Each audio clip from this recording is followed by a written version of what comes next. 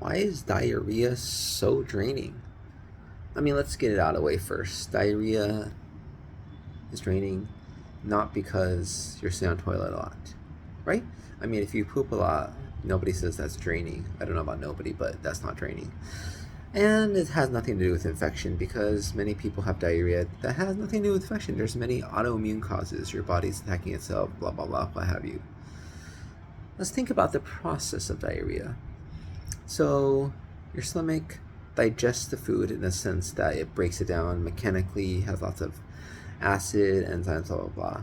And then it goes to your small intestine, large intestine. Small intestine is where a lot of nutrients are absorbed, large intestine is where the water and electrolytes are absorbed. So diarrhea could happen from multiple places, but the basic gist of it is that the large intestine cannot absorb all the water, all the electrolytes, and thus it comes out watery and a mess. And you sit on the toilet, maybe a lot that comes out, maybe a little, and after it comes out, you feel exhausted, tired. And you may say, well, electrolyte imbalances, right, or dehydration, but that's just simply not true, right? You don't have to have electrolyte imbalances. You don't have to have dehydration. You could just have diarrhea. Even if you replace everything, you still don't feel good having diarrhea all the time. Remember, we had this one lady in the hospital, and she doesn't have electrolyte imbalances, but she's been having diarrhea for months.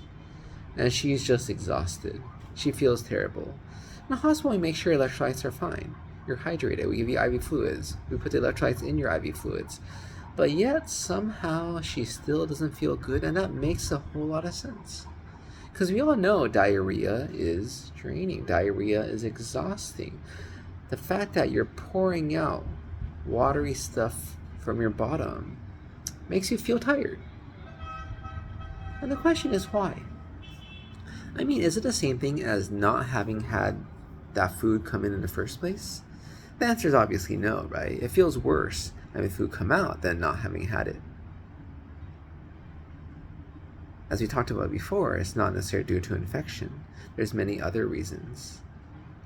But what we know is that somehow the process of it coming out your bottom makes you feel tired. Is it not about the act of it coming out? Would you have felt tired before it came out anyways? I'd say from personal experience, no. It's actually the act of it coming out. When it's still there inside your body and hasn't come out, you may not feel good, but you don't feel exhausted. But after it has come out, somehow you feel exhausted. It's funny, right? Your bodily fluids have become not your bodily fluids, that they have come out. They were in your body and now they're out. And that feels bad somehow, right? It's very interesting to think about the idea of inside the body and outside the body. It's very different, right? So the blood is in your body, you're fine. If blood's coming out of your body, you don't feel quite so great. That makes sense, right? Blood, we need it to live. But other body fluids, do we need it to live? If you're vomiting up a storm, you feel bad. Okay, that's like diarrhea, that makes sense, right? Also acid coming up, burning, blah, blah, blah. But if it's just snot or boogers coming out all the time, does that make you feel bad? People who have drains attached to them, like with their gallbladder, do they feel bad about losing body fluids all the time? How about people who have a lot of fluid in their abdomen, ascites, draining that, or some people with continuous drain? Do they feel bad? I mean, the thing is, it's hard to say in those cases because they already don't feel great. They're poorly off, their liver is shot, blah, blah, blah. We know that when you put drains in people, you shorten their lifespan. And that's not really a lot of our concern because the people who have recurrent ascites, refractory, can't fix it, they're going to die anyways, right? We're just trying to make them more comfortable.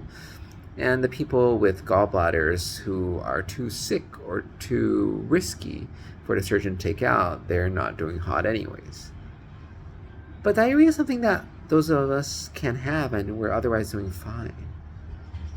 And I think the thing I've come to realize is there's a difference between your fluid being inside your body and fluid being out, right? There's some stuff the body's trying to get rid of, like mucus in our lungs. That gunky green brown stuff, yeah, It's a good thing getting rid of it. But I think you feel better because it's bad stuff inside of you. Is the stuff bad for us inside of us? Is that why we feel better when we have diarrhea? Because sometimes we feel better, sometimes we feel worse. So maybe it does have to do with why we have diarrhea. But I think there's something special about the action, right? We talk about this idea of pooping. It makes you feel a sense of relief. There's something different about it being inside of you versus outside of you.